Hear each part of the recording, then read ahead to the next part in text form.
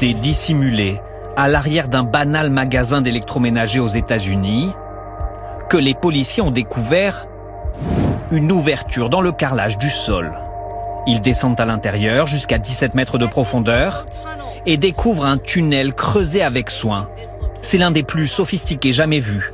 Il y a même une ventilation et l'électricité.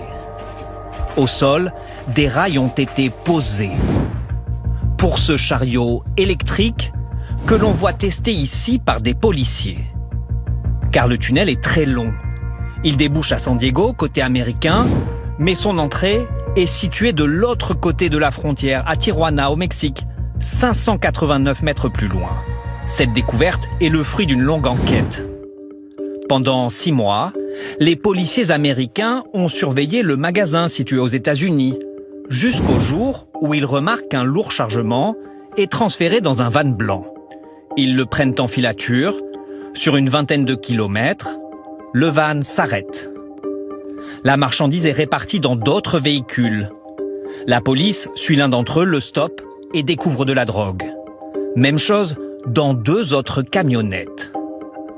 Au total, plus d'1 tonne de cocaïne qui serait venue du Mexique par le tunnel, valeur marchande 38 millions d'euros.